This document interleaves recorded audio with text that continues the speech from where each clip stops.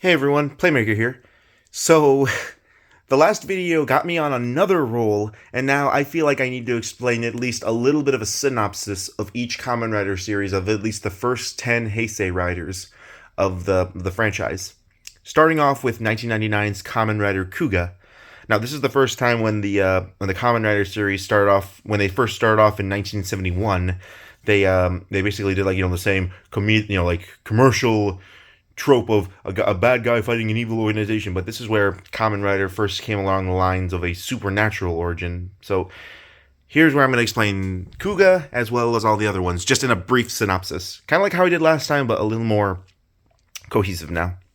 Kamen Rider Kuga started the young role of Yusuke Godai, carefree wanderer of the world. He liked going everywhere, and he basically stumbled upon this great power from an ancient civilization that somehow originated in Japan. And after scientists uncovered the tomb of this great warrior Kuga, they unleashed these monsters called the Grongi onto the world, who basically were monsters born of darkness, and they basically wanted to scour the earth for humans that they could kill in a grand game they called the Gegaru.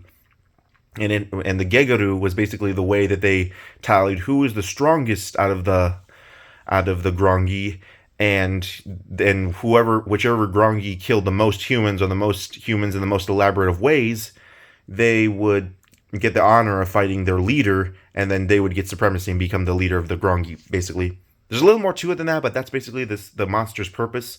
So Kuga uses the power of this ancient civilization that fought the Grongi and basically fights them off. And believe it or not, Kuga himself is technically a Grongi. The way that he transforms is similar to the way that they do it. Yeah, there's a lot more to it, like the fact that the police are involved. Unlike most Kamen Rider series, the police are actively involved and they actually help Kuga in the fight, and they actually succeed. Unlike other hero franchises where the police would just make everything worse, the police actually help him out a lot. They even give him his motorcycle.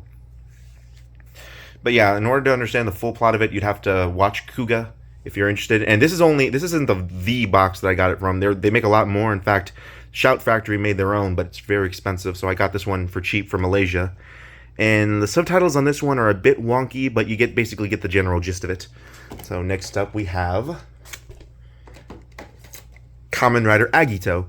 Now, as I mentioned in my previous video, Agito is basically an alternate timeline of Kuga, where technically Agito would have never happened in the world of Kuga, but in Agito it's basically an alternate timeline where we say, after the events here, Agito shows up, and Agito's a different hero, and we know that because in the second episode, in the first episode, we see a different task force of the police than this one. This was just the regular police who organized some detectives to fight the Grongi, and here the police call the Grongi unidentified life forms, and then they call them numbers. Unidentified life form number 1, 2, 3. And Kuga himself is called unidentified life form number 4. So that's how the police know him, but only his close friends know him as Kuga. So Agito takes place in the same timeline, and after everything is settled and done, and everything literally is fine in this world, after that, in their world, after this is all finished, another branch of the police specialized in fighting the unidentified life form makes up their own Kamen Rider G3. That's this blue guy right here. And as you can see, he actually looks a lot like Kuga. So they came up with him so they could find a more efficient way to fight unidentified life forms hand to hand. But little do they know, all the unidentified life forms are gone, and now a new evil called the Unknown are here. Now the Unknown, this is going to impress you a lot, Mom and Entertainments, or Julie, or however you like to go by. You see, the monsters in this world, the Unknown, or the Lords, as they call themselves. I'm not going to call them Lords, I'm just going to call them the Unknown, because only one Lord I know. But the Unknown here are charged by basically this world's deity, or a god that they call himself, and basically this god wants the world to end a certain way, but Agito, this protector, is protecting the world, and so basically he's sending the Lords, or the Unknown, which are fallen angels, down, and they in ancient writing they look like seraphim.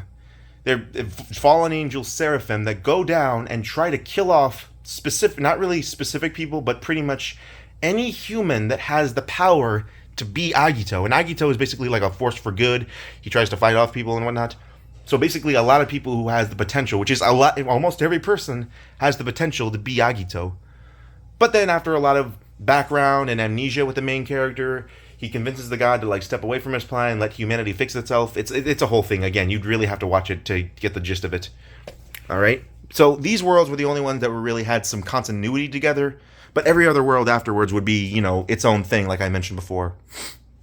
So next, we're moving on to one of my least favorite series, Ryuki. Now, this was one of the only fully well-developed Kamen Rider shows that adapted in America. If anyone recognized it, it was actually used to be called Kamen Rider Dragon Knight on the CW for kids.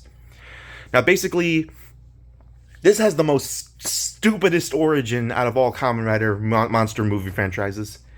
In this series, so a brother and sister who loved each other very much, they, spent time to each other, they drawed stuff together, they were having a good bond, but then after their parents divorced, one stayed with their uncle and the other one went off, one stayed with their aunt and the other one left with their father, and they got separated from a young age. And then the brother, who was believed to be dead after years after he was in college and studied these supernatural things, the sister ended up just wandering around until she met up with this other guy, the secondary writer of the show, Knight.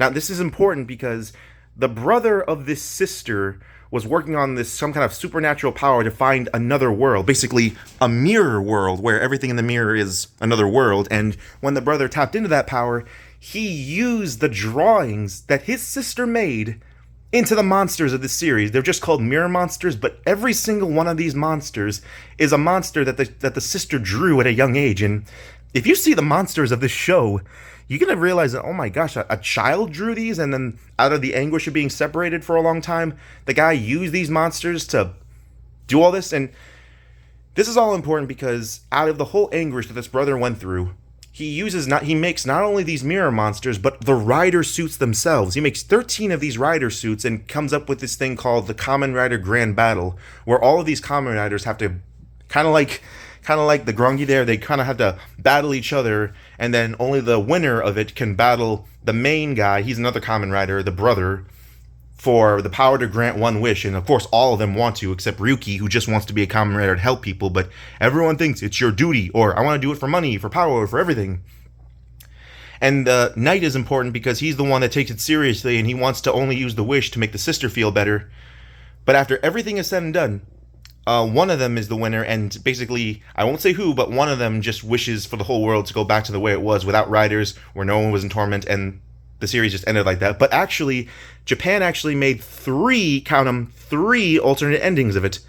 Some of them, one of them was very open-ended, the other one was, do they survive? And another one was, it'll never end. Really, this had like the most widely ended show out of all the franchises, and no one really knows how this show ended, except from the last episode, which some people like to agree with, but others don't. Again, long story, but you'd have to read it. I thought it was better adapted in America, honestly. This was all over the place. Now, another one of my favorite series is Kamen Rider Phase. Basically, as I mentioned before in this world, the people have the potential to become the monsters in this world. Basically, humanity is reaching a point where they're reaching an evolutionary stage where after the person dies, essentially, they have the potential to come back as these monsters called the Orphanox. They're these like white monster-looking things that look kind of anamorphic and whatnot.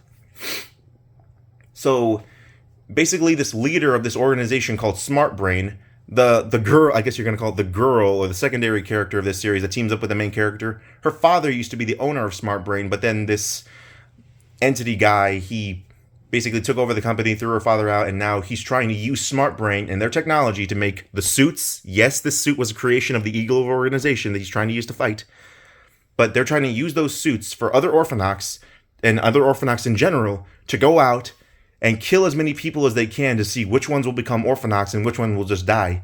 Basically killing off humanity in total and reaching them into the next level of evolution. Of course, Phase won't handle it, but ho ho ho!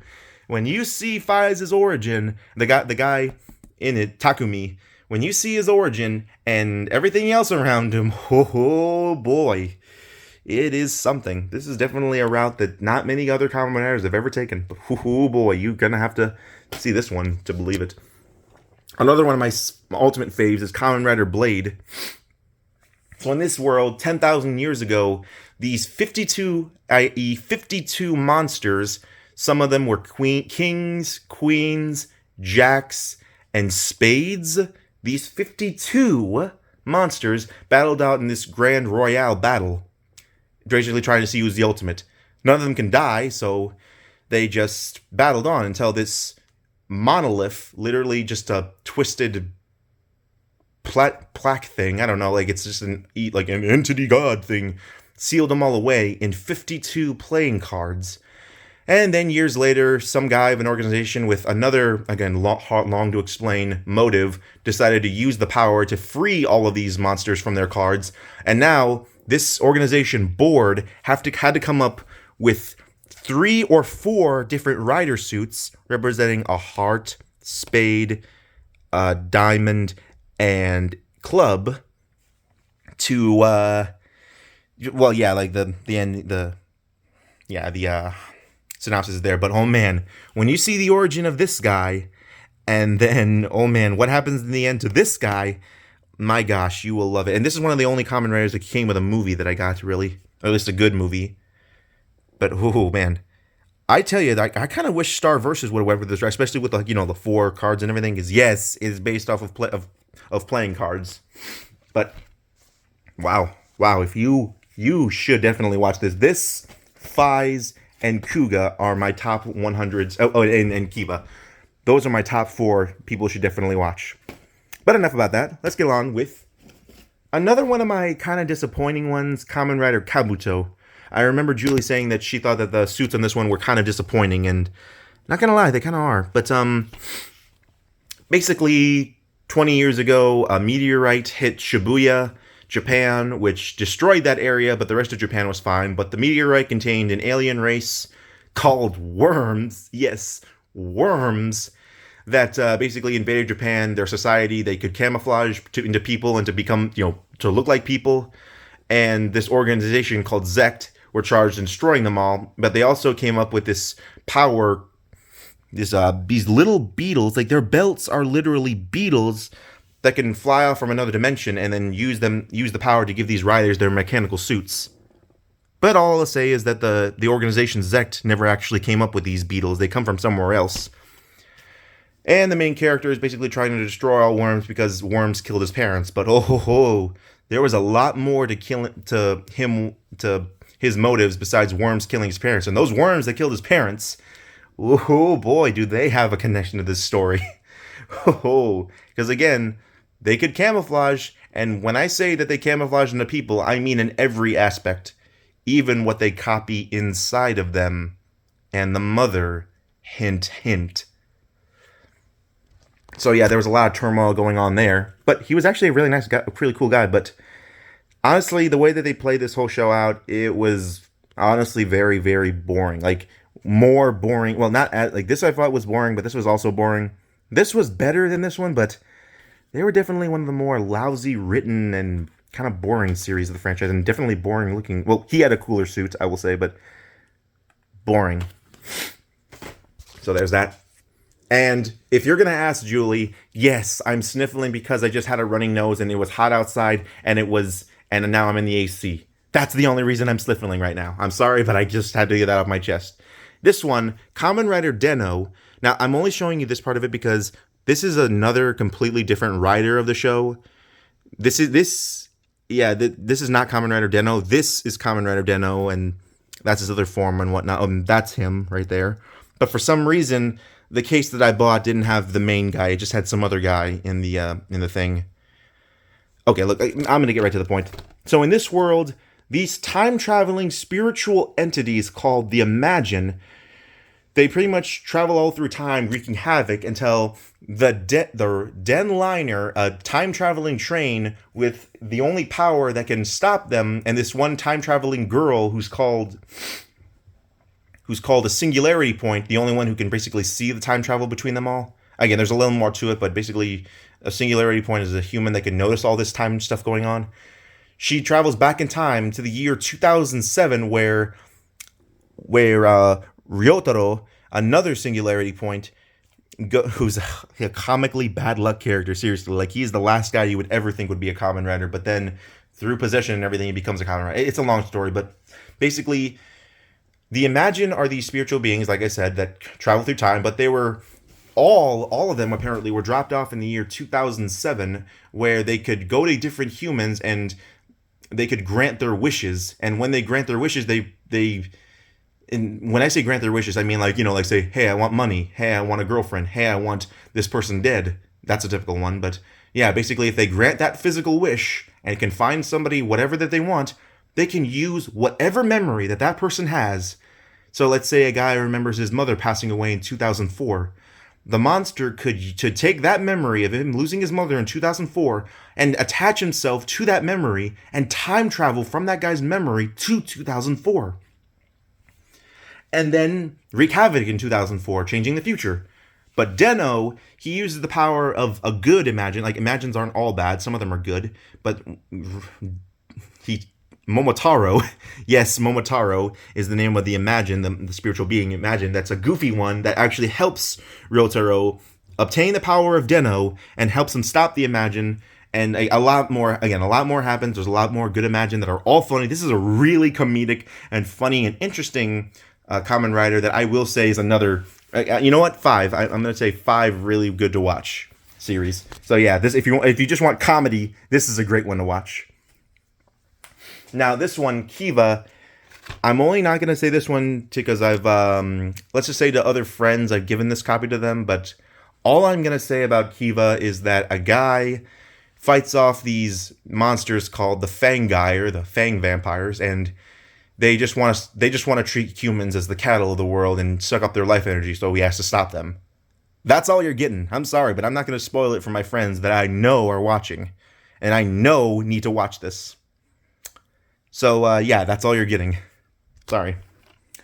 But then, lastly, we have Decade, which I've mentioned before. He goes to other Rider universes that are all alternate universes from these ones, so he doesn't meet any of the previous actors except 2 of them.